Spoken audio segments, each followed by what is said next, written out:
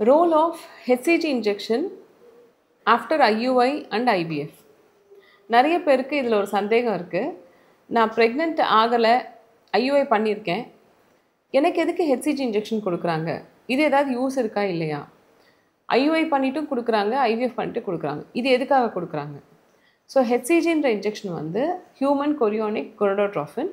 இது நம்ம உடம்பில் ஒரு கருமுட்டை ரிலீஸ் ஆகிட்டதுக்கப்புறம் HCGன்ற ஹார்மோன் வந்து சினைப்பை மேலே ஆக்ட் ஆகி ப்ரொஜெஸ்ட்ரான்ற ஹார்மோனை ப்ரொடியூஸ் பண்ணி நம்ம கர்ப்பப்பைக்கு நல்லது செய்யுது.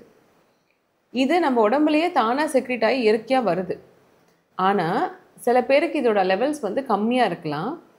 அதனால் IUIக்கோ இல்லை IVFக்கோ இன்ஜெக்ஷன்ஸ்லாம் போட்டு ப்ரொடியூஸ் பண்ணும்போது ரொம்ப கேர்ஃபுல்லாக இருக்கணுன்றதுக்காக IUI பண்ணதுக்கப்புறமும் IVF பண்ணதுக்கப்புறம் 5 to 7 days once HCGன்ற இன்ஜெக்ஷன் வந்து 5000 IU கொடுக்கலாம்.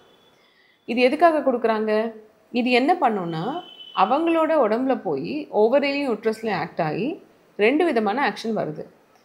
ஓவலேஷன் ஆன பேஷண்ட்ஸ்க்கு ஓவரியில் போய் ஆக்ட் ஆகி ப்ரொஜெஸ்ட்ரான்ற மெடிசனை கொஞ்சம் ஜாஸ்தி வர வைக்கிறதுனால இயற்கையாக நம்ம உடம்புல இருக்கிற ஓவர்லேருந்து ப்ரொஜெஸ்ட்ரான் ப்ரொடியூஸ் ஆகி யூட்ரஸ்க்கு சப்போர்ட்டிவாக இருக்குது.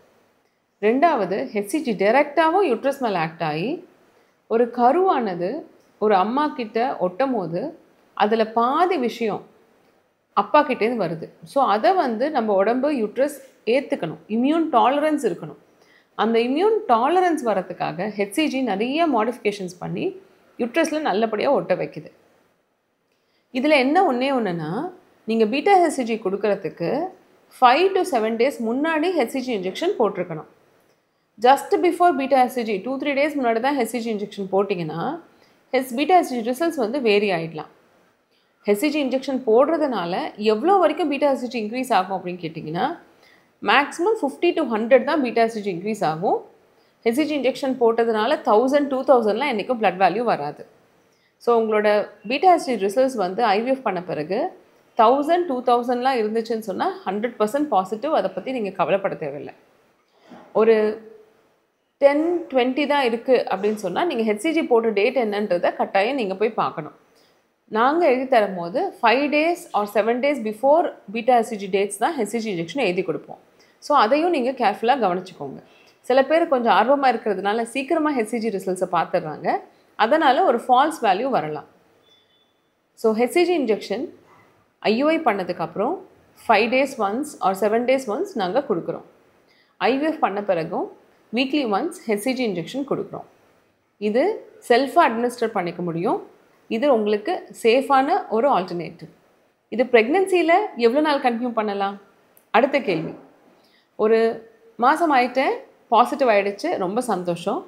இந்த HCG இன்ஜெக்ஷனை நான் IUI பண்ணதுக்கப்புறம் போட்டுட்ருந்தேன், இல்லை IVF பண்ணதுக்கப்புறம் போட்டுட்ருந்தேன், இப்போ எவ்வளோ நாளைக்கு கண்டினியூ பண்ணணும்?